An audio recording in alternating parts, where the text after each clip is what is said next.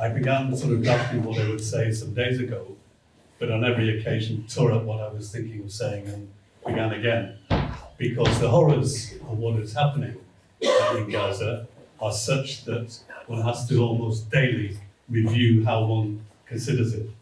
The numbers of fatalities, more than 30,000 killed, more than 70,000 injured, and of those 70% women and children. If you were to compare those figures to Britain and you were talking about an equivalence, you would be talking about more than 500,000 people killed. That's how massive it is.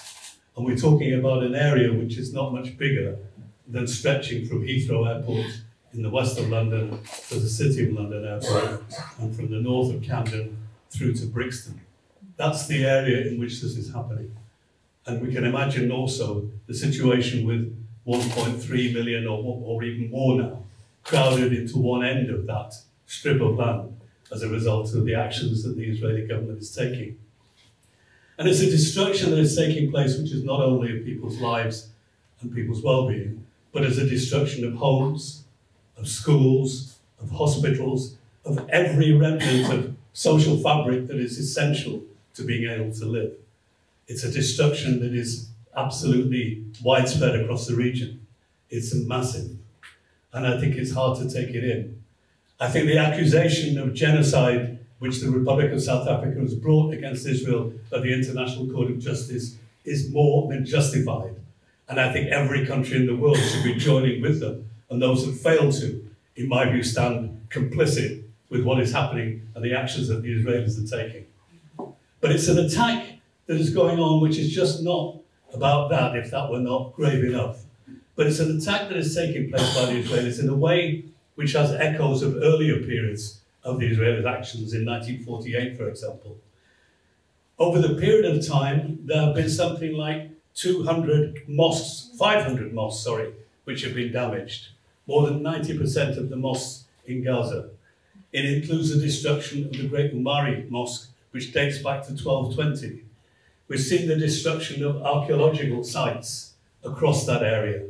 We've seen the destruction of churches, which date back to the 5th century, and buildings which date back to the pre-Christian era in the early 1500 before the birth of Christ as a date for reference. We're seeing, in other words, in my view, what is taking place is not merely a destruction of the Palestinian people, but an attempt to obliterate all memory of their having been in the Gaza. And it's an action which one Palestinian historian, Nur Masalha, who I'm sure you've heard of, describes as memorycide, an attempt to obliterate all recollection of the history and culture of Palestine that is taking place. One which, when the Israelis, after 1948, set up their various governmental institutions, they set up a body called the Government Naming Committee. And this was a body which quite systematically went through the map of Palestine and changed the names of villages and towns that were there, either Hebraicizing them or actually interpreting them from the original Arabic, or giving them new names which had some notional biblical reference. And it was an attempt to kind of, as I say, to rule out and destroy the whole memory, the whole history, the whole culture of the Palestinian people. And I think what we're seeing in Gaza is a replication of that. Early in October, Netanyahu said, for example, that he regarded this as the second war of independence. What did he mean? Well, he meant simply this.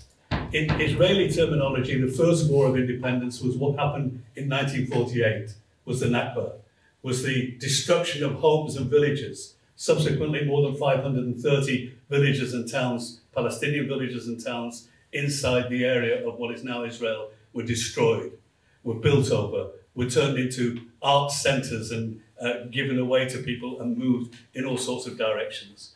And what is happening now, as I say, is a replication of that, an attempt to obliterate the memory and the history of the Palestinian people. And that is, I'm sure, one of the things that they have in mind, because when they did this in 1948, they made long preparations before they got to the point of what happened in 1948 with the First War of Independence. They made Plan Dalet, which I'm sure some of you will have read about in Ilan Pape's history of the Nakba. where they actually worked out and systematically looked at which were the villages and which were the towns which in 1936 and 1939 had been most strong in resisting the British attempts to suppress the uprising that took place during that period of time.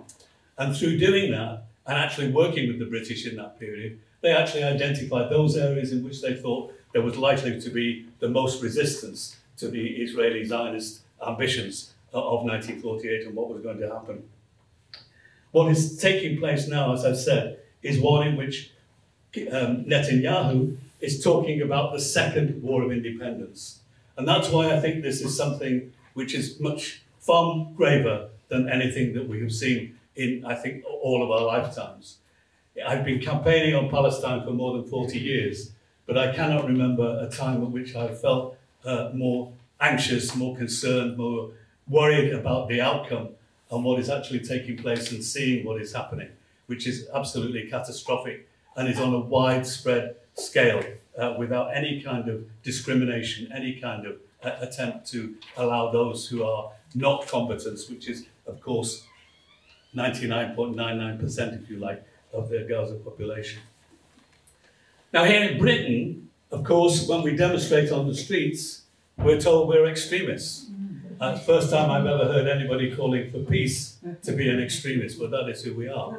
And we saw today, or yesterday and today in Parliament, Michael Gove introducing measures when he talks about actually banning extremism and making sure it doesn't happen. And when they talk about this, they have this notion of what they call British values. Well, yeah, looking around the audience, I can tell. What British values are they talking about? Are they talking about the British values that led to slavery, in which 2 million African people died in the course of that action that was taking place? Are they talking about the Irish famine in the 1840s, when 1 million Irish people died and 1 million more left that country? A country, by the way, which still has a smaller population now than it did in 1840. Or are we talking perhaps about what happened at Jallianwala Bagh in India, when people demonstrating peacefully were mown down? Or are we talking about what happened in Croke Park in Ireland, when people were killed and shot and murdered by the British? Are these the British values that they're extolling? Certainly they're not values that I think are worth extolling or worth defending, or in any way should be representative of what we want to see happen. And of course they try to say, well, this is history, this is in the past. But it isn't that long ago in relative terms. In 1944, due to the actions of Winston Churchill, that much lauded Prime Minister in Britain, more than 4 million Bengalis died as a result of a famine directly imposed by the British, with the consequences that people starved to death. So wherever the footprint of Britain was across the globe, you can see what their so-called British values actually amounted to. So when Gove tries to tout these, or to say this is something that we should be defending, and that if you don't, you're an extremist, well, count me in, I'm one of those. I'm not in favour of those values. I'm not in favour of sustaining the kind of imperial rule that the British exercised over that period of time. Now, looking back in relation to what happened in Palestine, of course, people refer to the Balfour Declaration and say that was an attempt to save Jewish people from the pogroms that were happening in Eastern Europe, in Russia, in Ukraine, places like that. And certainly they were happening, and they were horrendous, and they were something which should be noted and recognised as such. But the British, in my view, did not have an attitude that that was what they wished to do, to save and rescue Jewish people from that. Why? Because in 1905, and for years after that, they imposed immigration controls that actually prevented people from coming to Britain, as did the Americans. The Americans did the same. So all of this claim, or attempt to claim the mantle of being those who were most forthright in opposing anti-Semitism, there is no justification. There is nothing in the history of Britain that actually puts that forward. And why do I say that? Well, because when they were discussing, before the Balfour Declaration was signed in 1917, what they wanted to do in that area, they specifically talked about, and these will ring bells with you about what is happening now. They talked about concerns for the oil fields in the area. They talked about concerns about the Suez Canal. And you can see that even today, those things are directly applicable as concerns, particularly when you look at the Americans and the way in which they're reacting to the events in the southern end of the Red Sea, with the Yemeni peoples expressing a form of solidarity with the Palestinian people. So those things that were there then were not about a well-being of the Jewish people, in my view, but were about the interests of British imperialism. And some journalists were actually candid enough to say that at the time. People writing for the Times and the Manchester Guardian, as it was then called, in 1916, 1917, were saying things like, what we need is we need a country that will actually be able to act as a buffer between ourselves and the East, as it were, that will actually be in a place that will be convenient for us to be able to oversee the Suez Canal and be able to, as it were, ensure that it remains kind of under British control. And also that it was an area where they were concerned that they could have a base to get troops to India, because that was the big prize in the British Empire, which was being super exploited at the time. So all of those things were expressly said. There was no sense of the well-being of Jewish people. The British values prevailed. The British values of exploitation, of imperial power, of imperial wealth were very much to the fore in that period. And that was something that continued in Palestine, very specifically. The denial of the Palestinian people to self-determination throughout the whole of the period of British occupation. And people don't talk about British occupation, they talk about the mandate as though that's something sort of more sanitised, less problematic, something benevolent, something kind of looking after people's well-being. But the truth is, it was an occupation that was taking place, an occupation which in the 1920s, systematically, week in and week out, year in and year out, refused to engage in any discussion or serious debate with the Palestinian people about the right to self-determination, that literally kept them waiting in Kensington Palace area for a whole year before they would even see them, and kept the delegation there. Or when they went to the League of Nations, refused to allow them entry. A body, by the way, very much like the Security Council today. In the 1920s, the League of Nations was under the control of the British and under the control of the French. So when we see America exercising its veto, as it has done in the Security Council over the recent decades, the British were doing the same in the 1920s as well. And more emphatically, if you like, through the 1930s, when the Palestinian uprising occurred between 1936 and 1939, a general strike which happened in 36, the organisations of committees in towns and villages which coordinated that strike action, which linked up with the fight that was taking place by those who were resisting the British in the hills. A very organised, systematic fight. The British flooded Palestine with troops, absolutely thousands upon thousands. Some say even that when Chamberlain went to talk to Hitler in 1938 to get that pact, you know, you've seen the photographs of the white paper he's holding up as this is a symbol of peace. There's a strong belief that actually he did that in order to put off the prospect of war, because he wanted to suppress the Palestinian uprising that was taking place at the time. And this is where we come to the present day, and the linkage, and why I'm talking about that is because during that period, for years when that oppression was happening, the paramilitary organisations of the Zionist movement, the Haganah and others, worked hand in glove with the British to suppress that uprising, and saw what the British were doing. And the British were carrying out policies which were not new because they were in Palestine. They were policies that they carried out elsewhere, in places like South Africa, in places like Ireland. And it's something that's kind of glossed over. But something like 650 members of the organisation called the Black and Tans, which were British military forces who were the most repressive in Ireland in the 1920s during the War of Independence, came and served in Palestine and formed the backbone of a gendarme that was operating in Palestine for the first 6 years, and then subsequently became members of the police force and other agents within that area. And they, of course, in Ireland during the War of Independence had carried out the kind of activity that we're seeing today repeated in Gaza, the kind of activity that we are seeing, and we should not forget, taking place in the West Bank today too, because we shouldn't forget what is happening there. More than 400 killed, 4,000 or 5,000 people detained, etc., etc.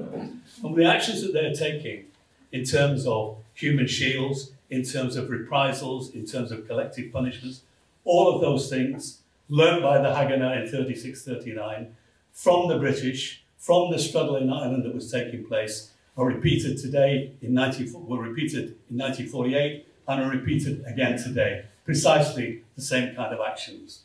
So that's what British values represents. That's why I think we should be siding very clearly and unequivocally with the Palestinian people for their right to self-determination, for their right for independence and freedom from imperialist oppression, and the right for the Palestinian people to return to their homelands where they belonged prior to 1948. Thank you very much.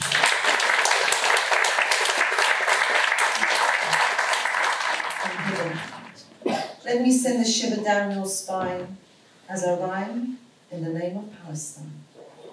I'll make you quiver. As I deliver these powerful lines, we demand justice for Zionist crimes. We demand you dismantle your colonial prize. Palestine has been murdered too many times. Come close. Let me expose your never-ending lies. You call them foes, but those were innocent lives. Show remorse. As you feel the full force of our cries, we demand Israel's final demise. You talk of peace while Palestine dies. Hear this, there is no compromise. Come, let me send a chill across your silky skin as I reveal your each and every sin. Kneel as we begin, for the ice beneath your feet is extremely thin. You steal our land and kill our kin in the name of Hitler's every war-torn victim. Yet there's a hollow ring to these words that you spin. For the leaders that you believe in were terrorizing Palestine while Jewish children were suffering. From Ben Gurion to Begin, Zionism is the enemy within. Come near. Let's be clear about your imperialist ideology. You're merely America's tiny little prodigy. You better fear, because we require much more than an apology. Withdraw the oil empire and remove your racist theology. We're 7 million refugees with Jerusalem as our destiny. Hatal Nas, by any means necessary.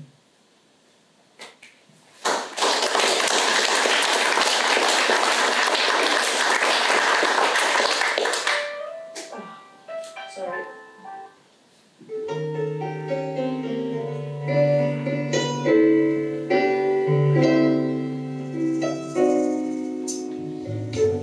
Gaza,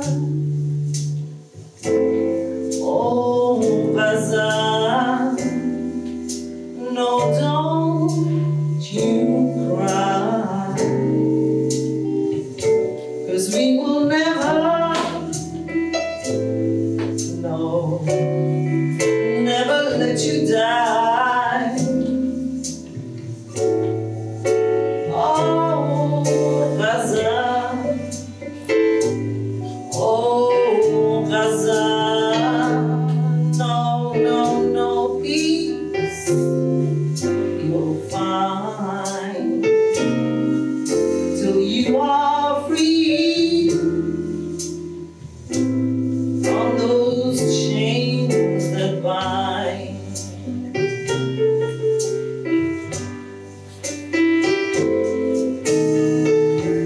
Cannot bear to see burn. Wanna see your home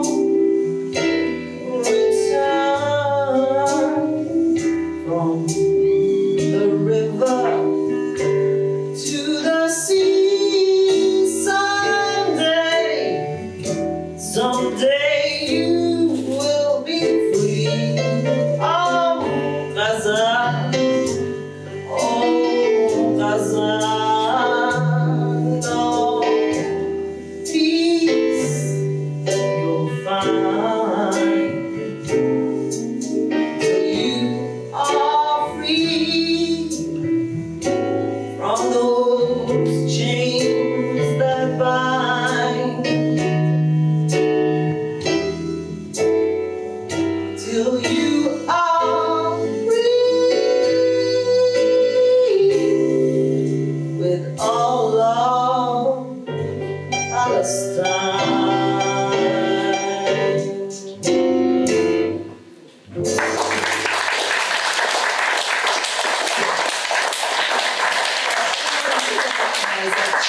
was actually originally Georgia on My Mind by Ray Charles. And when it became famous, it was actually became an anthem of the civil rights movement, because Georgia was at the centre of the civil rights movement. So the next song I'm going to do is, as in Arabic, it's based on a tune you might recognise called Concierto de Aranjuez, famous Spanish tune. And Fayrouz, the Lebanese singer, did a version about Beirut in the middle of civil war. And it's also become an anthem of the the Palestinians, because if you just replace the word Beirut with Gaza or Palestine, it could just as easily be about that. So here we go.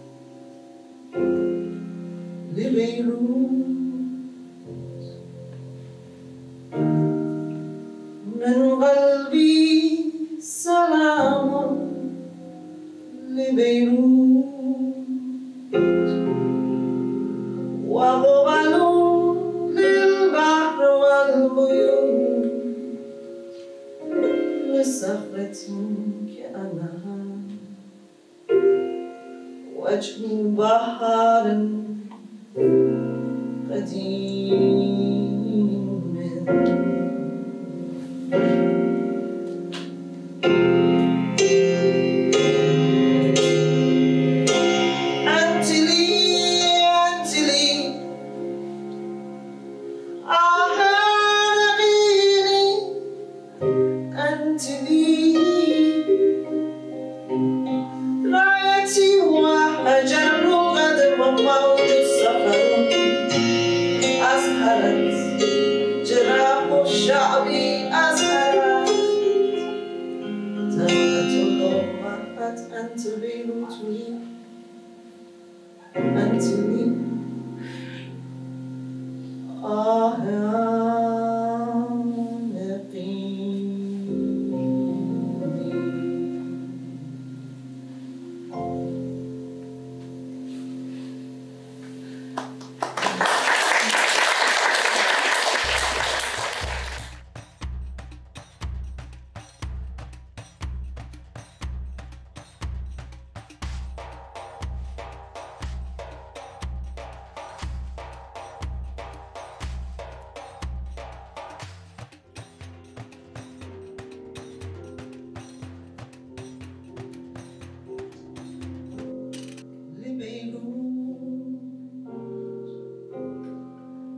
من قلبي سلام لبيروت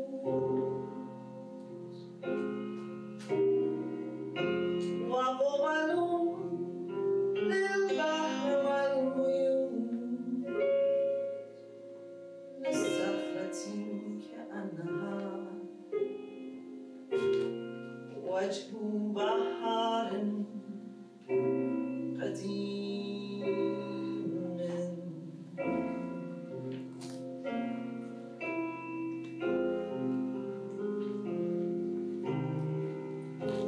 يا من